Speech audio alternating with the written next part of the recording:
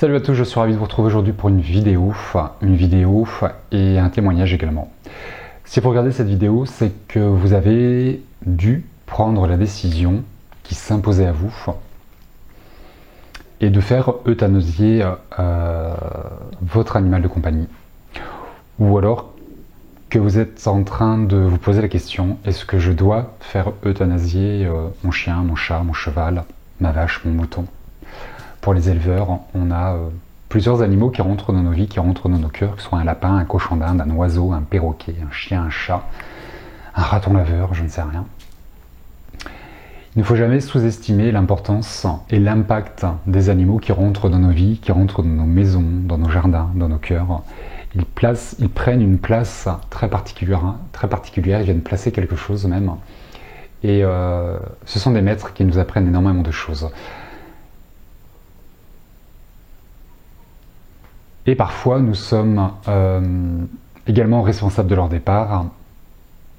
Et quand je parle de responsabilité, c'est pas que c'est de notre faute et de notre responsabilité de les faire partir, mais que nous avons une décision qui nous rend responsables, qui va déterminer le moment de leur départ, qui s'appelle l'euthanasie. Nous n'avons pas la chance, nous, parce que pour moi c'est une chance d'être euthanasié, de nous enlever nos souffrances, de nous permettre de garder notre intégrité et de vieillir et de mourir au cycle de la vie. Et nous avons cette chance de pouvoir faire ça pour nos animaux, de leur épargner une souffrance, de les libérer de leur souffrance, de leur maladie, de tout ce qui gêne, de leur laisser leur intégrité et de les accompagner dans ce grand voyage.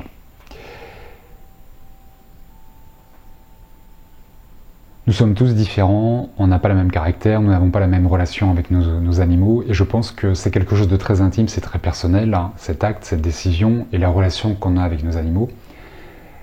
Je pense également qu'il faut aimer les animaux pour comprendre la relation qui s'installe entre un gardien et son animal, entre le lien d'amour qui est créé par deux êtres, cette reliance qui est intemporelle, la place qu'ils prennent. Pour certains, c'est votre meilleur ami, c'est votre plus grande histoire d'amour, c'est la plus longue, c'est votre confident, c'est la loyauté, c'est la fidélité, c'est l'amusement, c'est l'amour, c'est les câlins, c'est la présence. Oui, c'est les poils, c'est les pattes, c'est ce genre de choses, c'est les soucis, c'est les contraintes parfois, surtout avec un chien.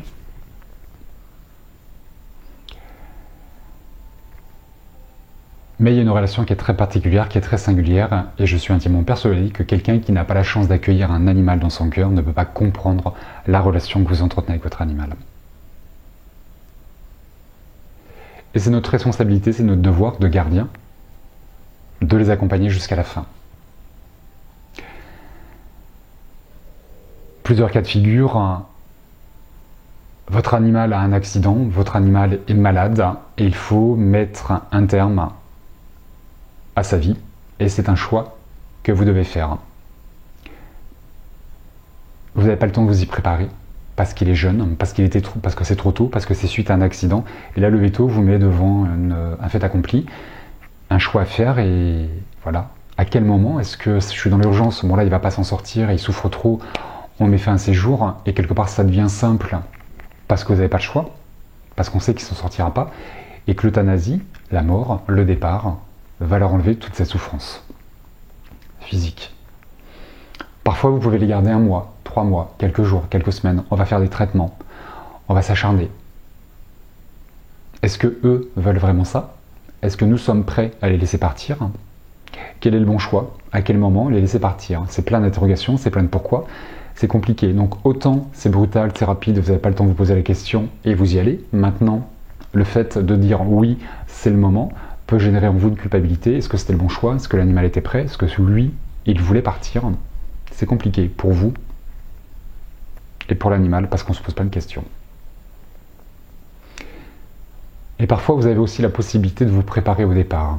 C'est-à-dire que l'animal arrive en fin de vie, il est âgé, il est malade, il a du mal à se déplacer. Plusieurs choses qui vont faire que voilà, on sait qu'on arrive à la fin. Donc quelque part, ça prépare. Et le deuil commence avant même le départ de l'animal, puisque vous projetez dans l'euthanasie, dans ce départ, dans cette décision qui vous incombe. Nous sommes responsables de leur vie, responsables de leur donner à manger, de les nourrir, de les accueillir, de leur apporter un foyer, une maison, de leur santé, de leur bien-être. Tout ça fait que nous sommes également responsables dans une certaine mesure du départ par la décision que nous allons prendre et toujours de leur apporter un bien-être. Parce que l'euthanasie n'est ni plus ni moins qu'un acte d'amour qui vous permet de libérer l'animal de sa souffrance, de son incarnation, de son corps, de tout ce qui le gêne, de tout ce qui fait qu'il a fini sa mission auprès de vous. Et sa mission sur Terre.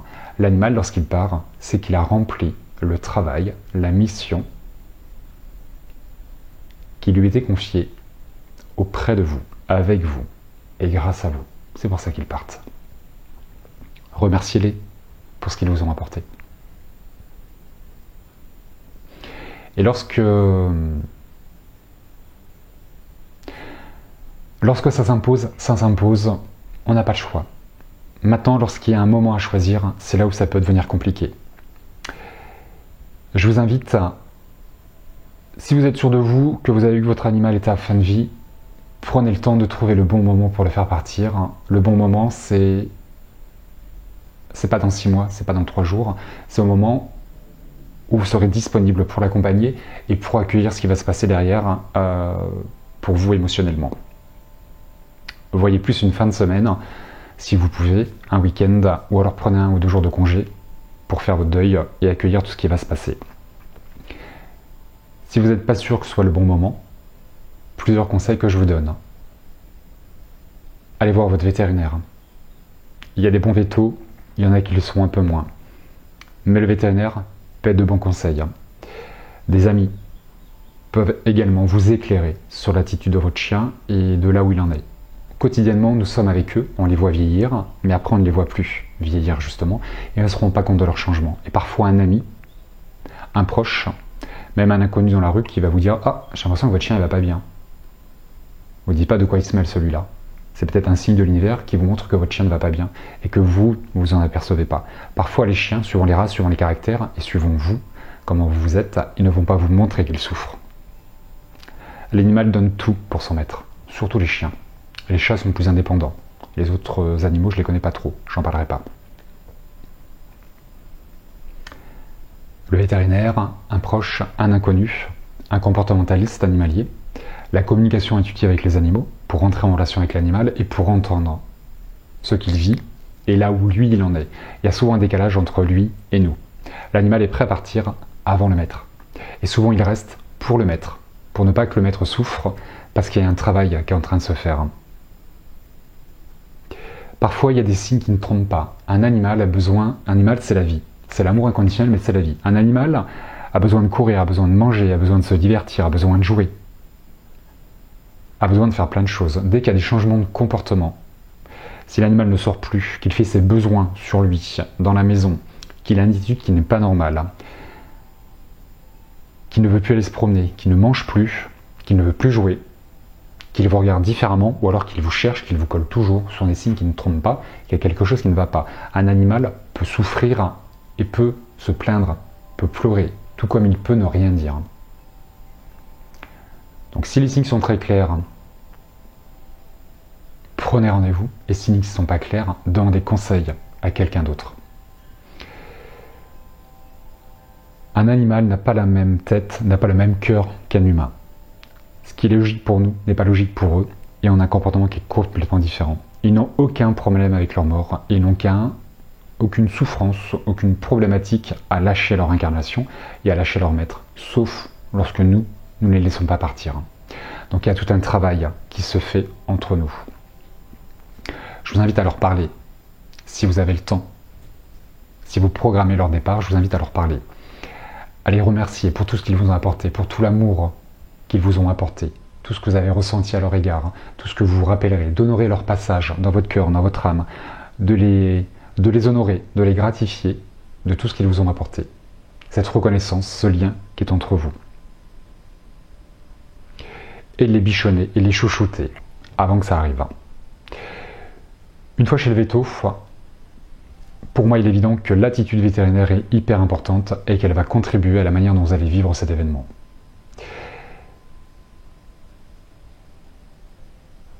Je vous invite à beaucoup travailler en amont avec votre animal et de tout dire avant, pour qu'une fois que vous êtes chez le vétérinaire, ce soit assez rapide.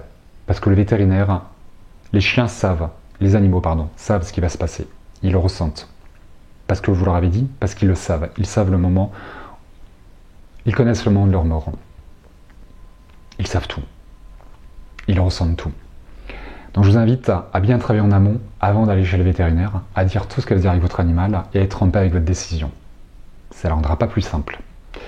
Mais c'est intéressant de décourter ce moment chez les vétérinaires, car ils connaissent bien les vétérinaires, c'est les piqûres, c'est les vaccins, c'est les opérations, c'est la stérilisation, et c'est toujours stressant pour eux. Et comme c'est stressant pour vous, et que les animaux sont des éponges émotionnelles, ils vont se connecter à tout ce que vous êtes, en plus de eux, ce que eux vont percevoir. Donc je vous invite à réduire le temps entre le moment où vous arrivez chez le véto et le temps où le départ intervient. Aujourd'hui, ça a beaucoup évolué, l'euthanasie, ça se passe en 2 temps. Il y a une première piqûre qui va permettre d'endormir l'animal et une deuxième piqûre qui va permettre d'arrêter le cœur. Là aussi, c'est très personnel. Si vous ne souhaitez pas rester, ne restez pas. Mais si vous pouvez rester accompagner votre animal, accompagnez-le jusqu'au bout.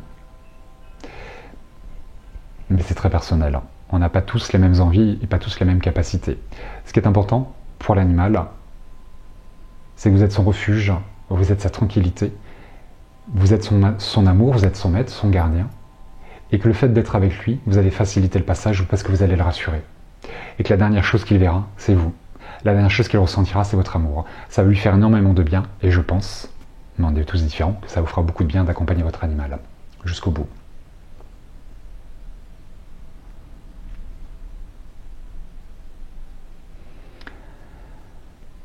Prenez un temps pour rester avec eux, après, de leur parler, de les câliner et de partager ce moment avec eux. C'est important. Une fois terminé, soyez assuré d'avoir fait le bon choix. Si vous avez fait euthanasier votre animal, c'est que vous deviez le faire, qu'il était prêt et que vous étiez prêt et que c'était le bon choix. C'était le meilleur moment. Sinon, le vétérinaire vous aurait dit non. Il y a eu un événement qui vous aurait montré que votre animal pouvait rester encore auprès de vous. Mais le gardez quoi? Une semaine de plus, un mois de plus, pour qu'il souffre plus, pour qu'il soit plus malheureux, qu'il perde encore plus son intégrité? Est-ce que c'est vraiment utile? C'est pas ça le bon moment. C'est le moment où lui est prêt à partir et le moment où vous êtes prêt à travailler sur ce qui va être émis par le deuil. Le deuil d'un animal, pour moi, est exactement le même deuil qu'un humain.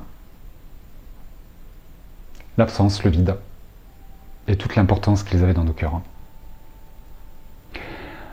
Après leur départ, allumez les bougies, faites brûler de l'encens, parlez-leur, priez pour eux, pour leur bien-être, pour leur évolution. Nous rendons à Dieu ce qui appartient à Dieu. Ils repartent au paradis du toutou, au paradis des chiens, au pays des chiens, au pays des toutous, des chats, des chevaux, des oiseaux, des lapins, peu importe.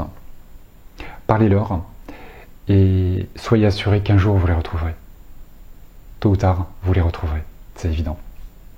J'ai demandé là-haut à ce qu'on me donne quelques informations complémentaires de ce que je viens de vous dire.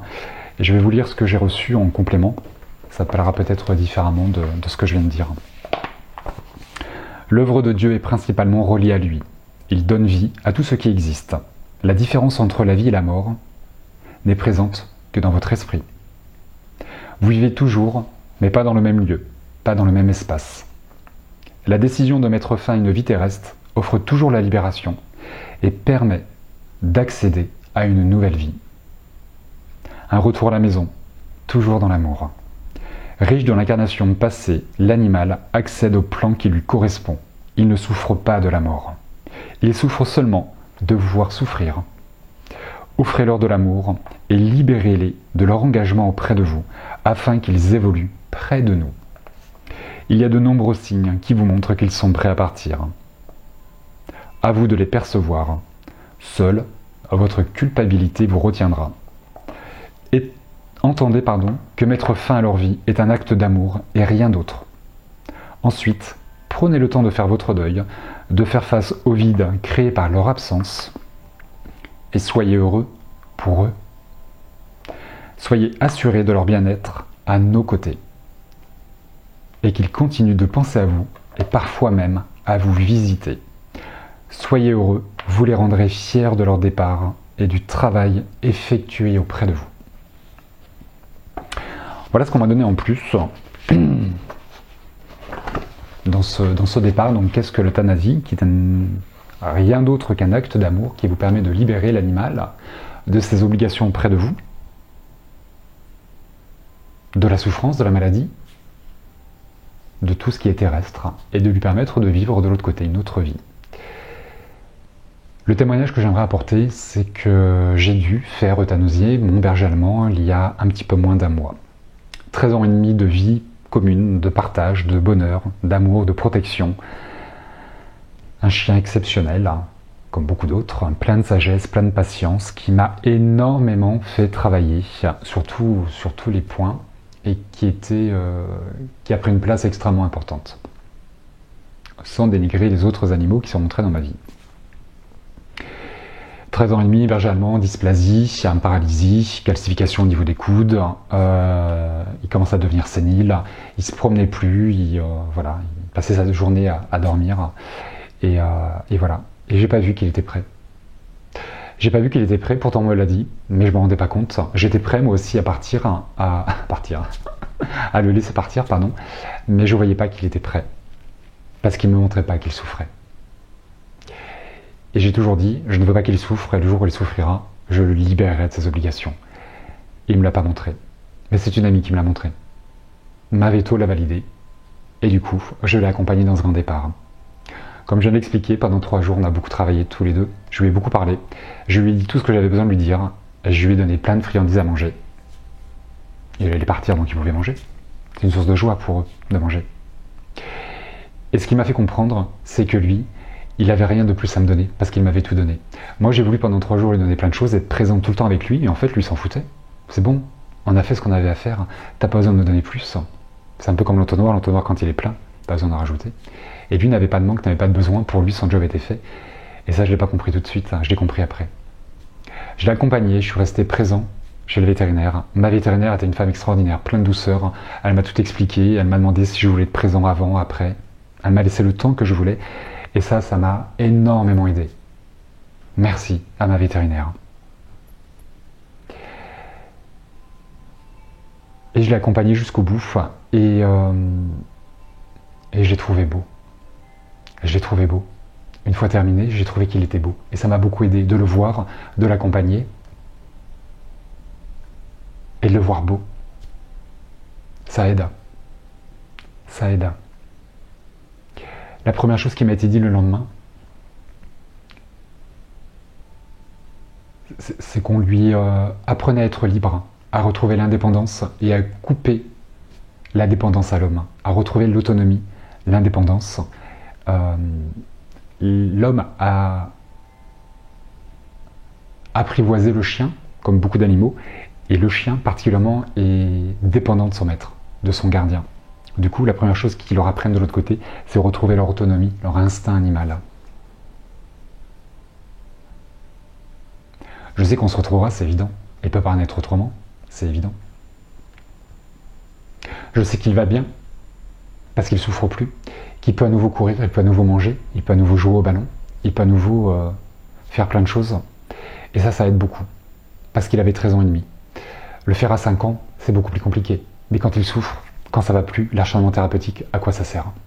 On n'est jamais prêt. On a beau se préparer, on n'est jamais prêt. Mais ça aide de les voir, de les écouter, de percevoir le message qu'ils vous envoient. Ce que j'aimerais vous faire comprendre, c'est que si vous devez prendre la décision de faire euthanasier votre chien, c'est parce que lui vous demande de prendre cette décision. C'est parce qu'il vous a choisi pour la vie que vous lui avez apportée, pour tout ce que vous lui avez fait, pour tout ce que vous lui avez permis de travailler, pour la mission qu'il a remplie auprès de vous, parce qu'ils nous choisissent, c'est pas nous qui choisissons les animaux, quelle que soit la manière dont l'animal rentre dans votre vie, c'est eux qui nous choisissent. Donc puisqu'ils vous ont choisi, puisque vous devez prendre cette décision, c'est parce que vous êtes capable de la prendre, et que pour eux, c'est simple, parce qu'ils sont auprès de vous. Et que si vous devez prendre cette décision, c'est parce que votre animal vous le demande. C'est compliqué de prendre cette décision, c'est compliqué d'accompagner son animal, mais ça aide de voir qu'ils vont bien. Et dans ces choix, ça va forcément vous faire travailler plein de choses dans votre deuil. Et moi, ça m'a permis de guérir quelque chose. Le départ de mon chien m'a permis d'être en paix Avec le départ de mon autre chien il y a 3 ans, à 6h30 il a fait une crise cardiaque. J'ai été choqué, j'ai très mal vécu. Et le départ aujourd'hui de mon berger allemand m'a permis de cicatriser et d'être en paix avec le départ de mon autre chien il y a à peu près 3 ans. La grandeur, la beauté de l'âme d'un animal qui va vous permettre de cicatriser beaucoup de choses dans votre vie. Des deuils, un manque de confiance, combler un manque d'amour, toutes ces choses. C'est important. C'est important de leur rendre hommage. C'est important d'apprécier leur rôle dans vos vies, de mesurer l'impact qu'ils ont en vous et d'honorer leur mémoire. Ils seront toujours gravés dans nos cœurs et dans nos âmes. Et croyez-moi, un jour vous les retrouverez. Ils sont fiers d'être rentrés dans vos vies. Soyez fiers de les avoir accueillis. Voilà. J'espère que ces quelques mots, ces quelques phrases, mon petit témoignage vous permettront d'avoir une compréhension différente, vous aideront à accepter ce que vous avez déjà fait, ou vous permettront d'y voir plus clair dans ce que vous devez faire aujourd'hui. Rappelez-vous que l'euthanasie est un acte d'amour, c'est une libération de la souffrance, de la maladie, de tout ce qui gêne votre animal, et que s'il part, c'est que lui est en paix avec son départ, qu'il vous a choisi pour l'accompagner, qu'il vous a choisi pour l'aimer, pour l'élever, et que comme il a rempli son rôle, c'est que vous aussi, vous avez rempli votre rôle auprès d'eux. Voilà. Je vous embrasse bien fort, je vous dis à très bientôt pour une prochaine vidéo. Et d'ici là, prenez soin de vous et prenez soin d'eux.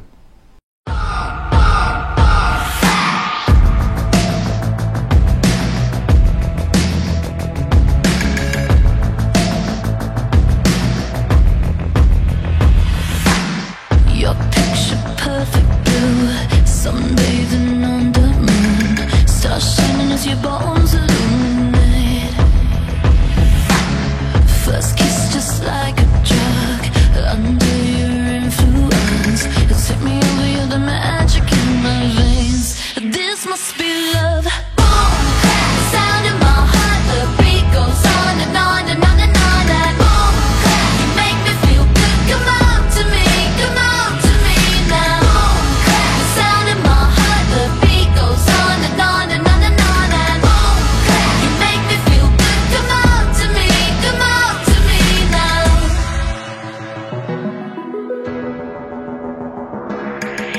No silver or no gold could dress me up so good. You're the glitter in the darkness of my world. Just tell me what to do, I'll fall right into you. Going under 'cause I spell, just say the word. I feel your love. Boom, clap, the sound in my heart. The beat goes on and on and on and on. And boom, clap, you make me feel good. Come on to me, come on to me now. Boom, clap, the sound in my heart. The beat goes on and on and on and on. And boom, clap, you make me feel good. Come on to me, come on to me now. You are the light and I will follow. You let me lose my shadow. You are the sun, a glow with halo, and you keep burning.